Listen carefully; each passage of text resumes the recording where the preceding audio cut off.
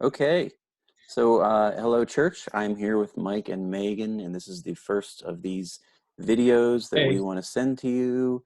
I'm in my spaceship here and orbiting Earth. So this talk conversation is going to be one we hope will be helpful to everybody, and we're going to talk uh, about uh, planning and organizing and having a schedule. A liturgy is a word I'm using a lot lately because it's really appropriate. Something that was always kind of in my brain and what I did, but I'm realizing how much it helps others. So we're talking about a schedule, and I picked Mike and Megan because they're dear friends, leaders in our church, and they have 1, 2, 3, 4, 5. Six. And yet, Six. if you notice in this video, so far we're 45 seconds in, and no children have run across the screen. Not yet. Can't guarantee it won't happen.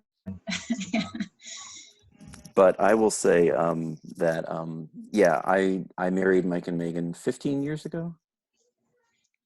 15 in a couple months. Yeah, and I watched Almost 16. Almost 16. Yeah, golly. Oh my gosh. So Yeah, and I've known 16 them this year. Wow. And yeah, I've known them longer than that. And that was a test.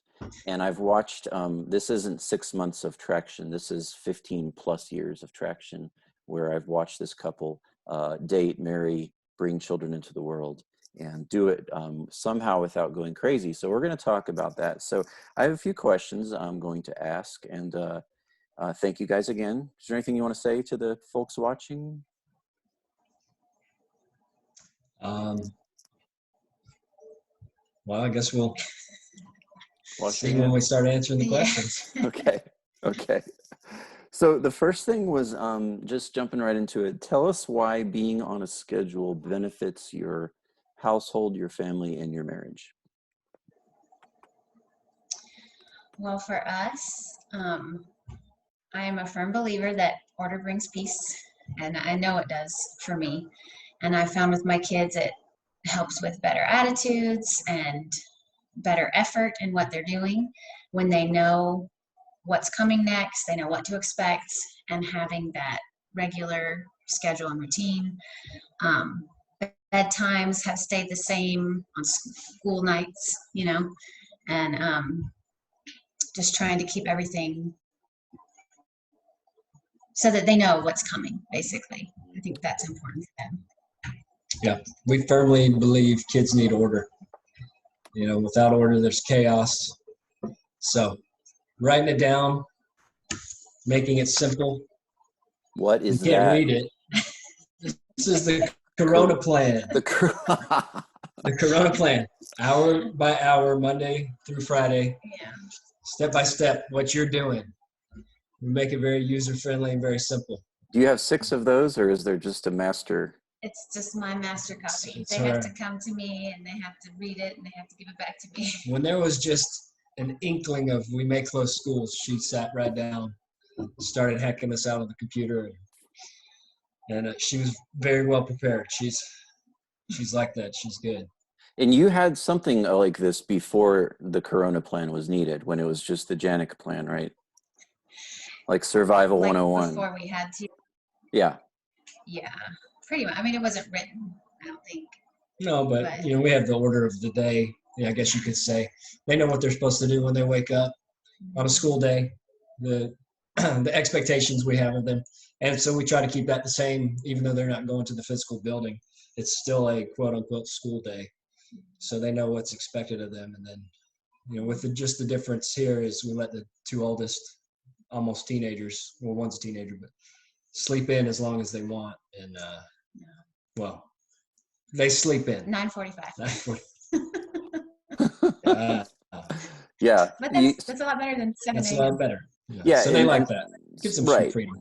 Yeah, you have to make some adjustments so that you can handle the new circumstances. Something you said, I think that's super high level important, is they need to know what to expect. Would you talk a little more about why that benefits, your younger children especially, knowing what to expect versus pandemonium, because what you just said is why chaos reigns in a lot of households, because the children don't know what to expect. So would you talk a little more about that?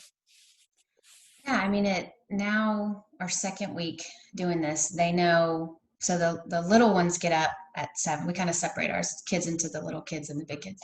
And the little kids get up 7 pretty much every day. They're up by 7, and they know they come to the kitchen and they eat and they clean up and then brush their teeth, come back, and we start, because by 9 a.m. we're doing something else.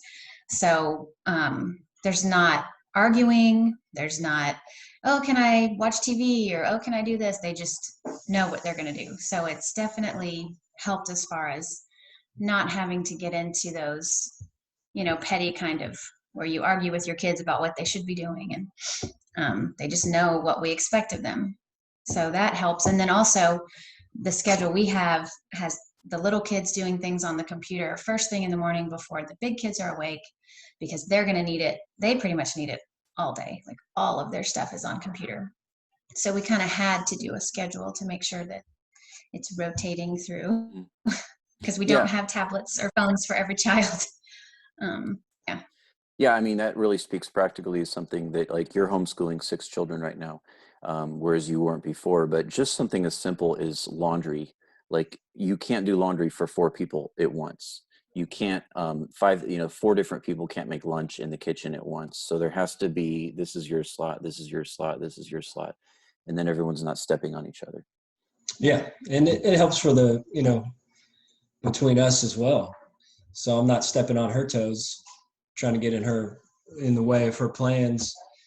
It even keeps order within our marriage in a sense, because, like you said, you'll be bumping into everybody, Mm-hmm. and everybody will be getting in each other's ways, and that's what turns into chaos. So. And this is something most people aren't used to, having everyone at home almost all the time. So it's probably more necessary than ever. Talk to us about just, I'm not going to ask you for your schedule. You just held it up. Some people may contact you. I had people contact me in the last few weeks when they saw me hold up my apocalypse liturgy. But just some of the things, like, just give us 7 or 8 examples, like the things that are scheduled in a day. Like, you mentioned wake up time, you mentioned computer time. What other kind of practical markers throughout the day and week would you schedule?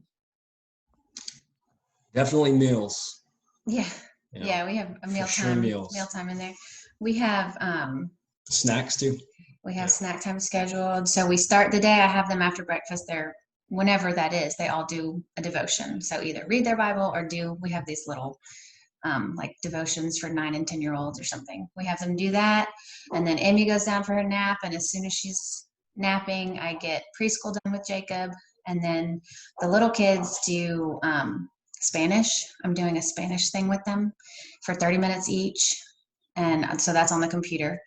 And then that's about the time the big kids are getting up. And so we all do a Z learning at Riverbank Zoo every morning at 10 a.m. They do like a science thing, right? So they visit an animal and learn about it. Then we have schoolwork kind of built in between all of those things. We have the afternoon is the Spanish time for Hallie and Reese. At 2:00 every day, we're practicing instruments. And then finish schoolwork. Outside time is kind of in there too, different times, like when we have 30, 45 minutes free time, we get that in here. I'm making everybody exercise every day. Yes. Answering a lot of the other questions that you had. Oh, are we? Sorry. That's okay. That's all right. That's just our schedule. To sum it up, we throw in a lot of breaks, throw in a lot of food, and take them one step at a time. Yeah. At each other's pace. Midweek, we do chores. Friday is our baking day, so I let whoever wants to bake. That's been fun. They've really enjoyed it. I love part of what you're saying, that is, I think, really important, especially if someone has never done this in their life right now, like Spanish and music. I can barely get my kids to put their underwear on, and I would say having 4 kids at once in the house. So baby steps, something you just said is crucial, which is you have to, I guess the word is empower or release or trust your children to do things. Like there is a place at which a child can be made to be alone for 10 minutes with their Bible. They may revolt on you and they may not read it, but you can say to them, okay, now it's time for you to go sit in your room and read for 10 minutes or 30 minutes. Now it's time for you to start learning how to do your laundry. Or, for us, that was around, I don't know, age 12 or 13. So letting the children do the dishes, yes, you have to come back and do them later, but as over time that builds up and they become somewhat autonomous, and then they can mow the lawn, they can do their laundry, they can do their algebra by themselves without you having to be right there and go crazy and never sleep because you're just exhausted all the time. So something you just said, a sense of like, we're going to let you bake. You're 6 years old and you're going to help stir the batter. I hear that in what you're Yeah. saying. You're kind of letting them be part of the system rather than controlling everything. Yeah. Yes. They don't learn anything if you control it all. And then, it's a patience tester though, because when they're young and they bake, they make a mess. Yes. And it may not turn out well, but they love it. They're getting the experience. It's good bonding time. Yeah, good. Yeah, so those are some great things you mentioned: school, free time, outside exercise time, food preparation time, shower time. I mean, all those things. So if you're watching this and taking notes, please text Mike and Megan, call them. Well, don't everybody call them, but I'm a resource. But these are all just little things where you sit down with a piece of paper and you say, "This is when."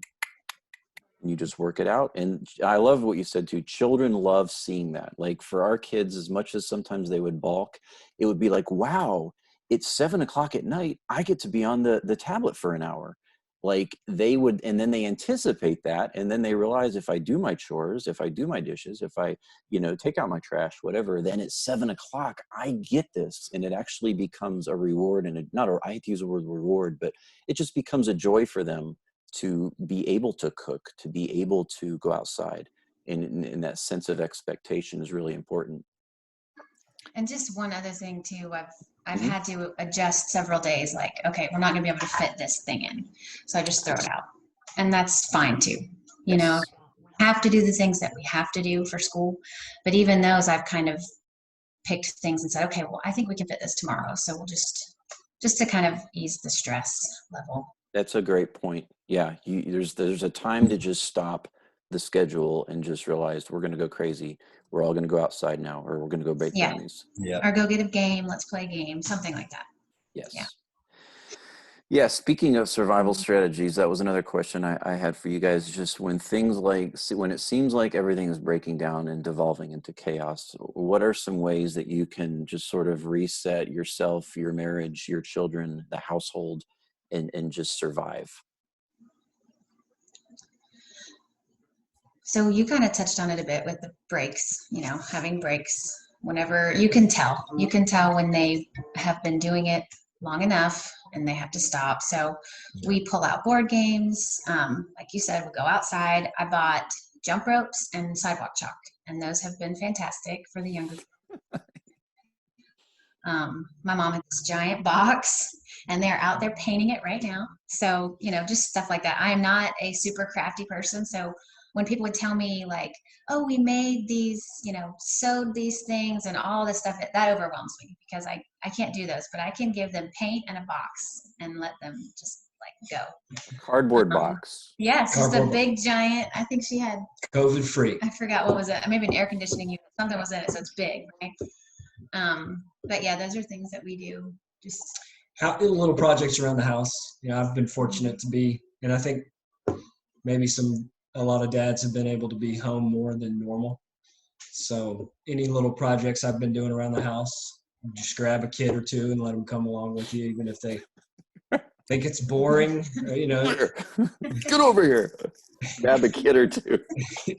2 or 3 is better. But Here's how to turn a screwdriver. What's the difference between a flathead and a Phillips? Little things. There's always something to do around the house. There's always something you can find. So getting them involved in it. That's just icing on the cake for building family time. And active, getting them active. Yeah. Stimulate their brain instead of sitting in front of a TV.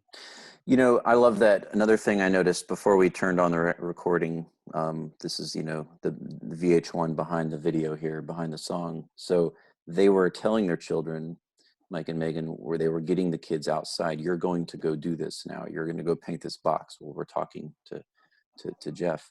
And So and so something there's an authority that you have as a parent where you can say, even if you don't think you can, and by the way, we need these skills, especially when they become teenagers, but they're really good when they're two also. You as the parent can say, you're going to go outside now for 30 minutes and paint a box. And if the kid goes out there and screams, just let them scream. They'll scream for about 3 or 4 minutes. You guys know this well. And then they'll start looking around and say, it's kind of fun to paint a box. And they'll start painting, right? Like, you can tell your children, you're going to go outside and rake leaves with me now. And they might explode for a moment, but they will Yeah. end up finding out that it's fun as long as they're under about age 12 or 13. Now, after that, it changes. But I hear what you're saying. It's sort of like there's an authority, but it's a safe authority to tell your, especially smaller children, hey, we're going to go do this. Yeah, Mhm. for sure. Yeah. They love doing stuff with us. I mean, that's really what it is. If you do it with them, especially, they love it. Ours. Yeah. So how does this help your marriage, having a somewhat ordered home? Um, how does it, and this is kind of an obvious duh question, but, we know that's the truth. And I just want you to speak to the importance of why, your marriage is always here when your children are here. The bond between the two of you must be put at the first priority. And then when the children see that happening and realize that they are, in a sense, number two, number three, Jesus, marriage, children. Talk about just how you've seen that work out in 15 years.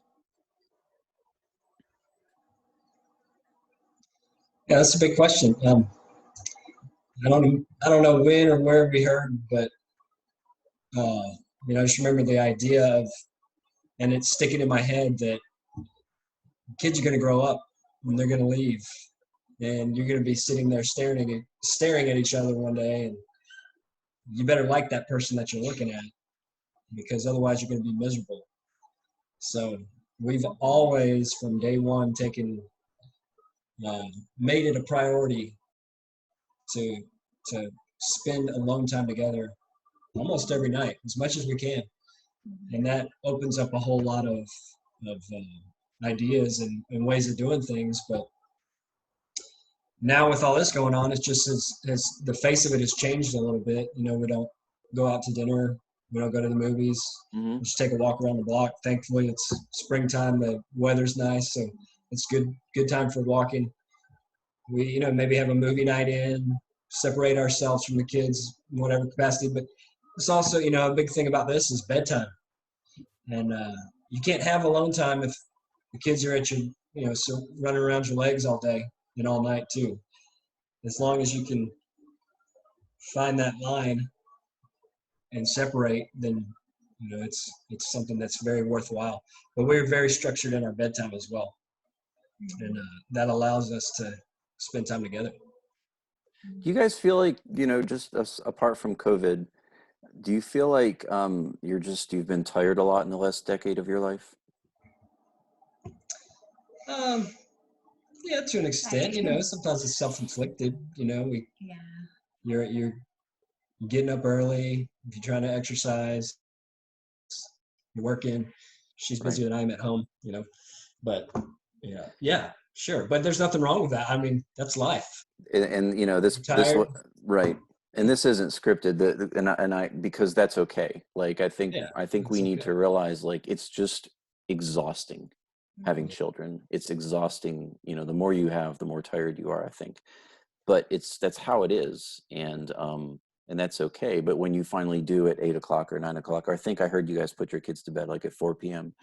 So, finally, when you get them, then you have that time for your marriage, which is super, super important. Yeah, we've had that discussion many times. Like, you get the younger ones in bed, and it's 8 o'clock. Let's just go to bed. But we don't, because it's worthwhile to go spend another 30 minutes just focus on each other, and not talking about all my stress and all her stress and all what the kids did.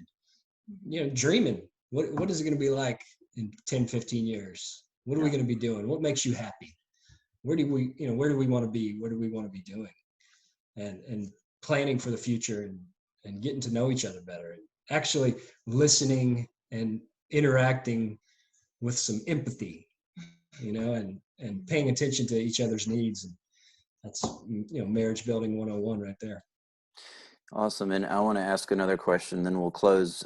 This would just be really to someone, whether they're married or single parenting, or maybe you're just single or maybe you're married and have no children and you're watching this and thinking, how does this relate to me? Just, some baby steps, like for someone that was watching this so far and they're thinking, wow, this really sounds like something that would help me, but everything is complete chaos. If you could just say a few of the most simple things to start with, and it may even be repetition of what I've already said, but what would you say are just a couple of the key, most important things in terms of just getting control of a schedule? Well, structure, definitely for the children. That is what really allows us to have any kind of alone time for sure. And then, so if you don't have children, I still think that just structure throughout your day. So some people are home now, working from home maybe, or, not working, but still, little things like get up in the morning and have meals together, like don't sleep all day. I don't know, just trying to keep your life like it was maybe before. And if you do have children, definitely structure for them, just like in school. They were very structured. They're okay doing it. They know how to do it. Yeah. Even if they were in like a daycare, not necessarily school age, but now they're home, they still have structure in daycare. This is snack time. This is reading time. This is whatever. And so that's a big thing for us. And you write it down. Obviously, you had it written down, which I think if you don't, it's like if you don't plan to exercise, you probably won't exercise. So if you don't plan to do these things, having a written structure. Yeah. Yeah, that's cool. The only thing I was going to add to what she said with structure and order is that all that has to be put into action. And without put into action, it's just a nice little thought. So you got to take step one. Yes. I want to ask you to close by sharing any other final thoughts that you might have, but I want to just comment and encourage you guys, and I want to encourage everyone else. Mike and Meghan have a secret that I've noticed for all these years now, and you just saw it in the way that Meghan looked at her child. There's a, and it's not always like this. All parents probably raise their voice and yell at times, but there is a peace and a non-anxious presence that the parent can create for the child. And what I just saw you do, Meghan, was, and the child went away, apparently, unless they're standing there crying right now. I can't hear, but so my point in saying that is you set the tone in your house. If the news is always on, or like Mike, what you said earlier, if the tablet is always in the kid's hand all day long, they are being allowed to set the tone, or the news is setting the tone. But you as the parent have, again, the authority, and that's not a bad word, that's a good word. You have the authority and the privilege and the joy of setting the tone in your home. And I see you guys doing that very much by your disposition, the schedule, the things you're doing. So I would just throw this out as an encouragement to people watching, realizing if you're a mom, if you're a single mom or a single dad, or if you're a married couple, you have incredible power just by that P word, parent. You have the ability to set the tone. And if you don't rule the roost, your kids are going to rule the roost. So that's a scary truth. And by the way, if we don't rule the roost when they're 2, we won't rule the roost when they're 12, and it gets a whole lot harder. Mm-hmm. So we gotta take charge of things, and that's a good thing. Again, that's God gave us liturgy, He gave us order, He gave us authority and structure, and then going back to what we said at the very beginning, it creates a very safe place for the children that they like they like order. And my daughter begs to go to bed at 9:30. She knows 9:30 is coming, and she's like, I'm ready, Daddy, can we go, can I go early? But I see you guys doing that. I see you creating that. You're not afraid as parents to say, this is what we're going to do. And that's a really important part of this, I think. Comment on that, or any final thoughts you want to share with the church before we close. I agree. Yeah. I just had I wanted to encourage the husbands, fathers out there too, to, like I said earlier, you may have some extra time at home, maybe working from home, trying to juggle finding a place to work in your house with wife and kids as well may be difficult, but I've been trying, and I've really savored this time to be able to get more involved as a husband and father in the house, because it's one thing when you're gone 9 to 5 and then you come home, you eat dinner, you put the kids to bed, and that's the end of the day. When you're here on an hourly, hour by hour, day after day, this is your chance to step up a little bit and be more of, not the play parent, to be more involved and more selfless, and to help your wife. I mean, that's kind of what, I'm getting at. Help your wife. And she didn't elbow me in the ribs to say that either. Do extra chores. Be a more involved husband and father. I think it'll only benefit you. And I've really enjoyed it. And we've got a kid knocking at the door. We have a bit of a paint fiasco now. Okay, well, let's wrap it up. Megan, any final thoughts? No, just that this is just hard. This time is just hard. You can't do your normal outlets. But for me, being active is just very important. So Yep. it helps me just not be crazy. So get up a little early and like go for a walk or jog or whatever it is that you want, but that is huge for me. And kind of maybe just lower the expectation for everything being perfect, because it's not going to be, and that's okay. But everybody's going through it. Like, it's hard for everybody. Kids, no kids, single, married, whatever it is. But we're gonna get through. Stress doesn't discriminate. That's for sure. And the opposite of stressed is desserts. So make brownies. It is. Spell it backwards. And all right. Well, church, bless you. We love you, and we hope this has encouraged you. And just don't overwhelm Mike and Megan, but I'm sure they'd be open to anyone asking, hey, can you shoot me that schedule? I want to, or hey, how do you do this? And because they have nothing to do, obviously. So we're just bored here. All right, sweet. Well, thanks, guys. Bless you. And we'll talk to you later, church. Bless you. Thank you.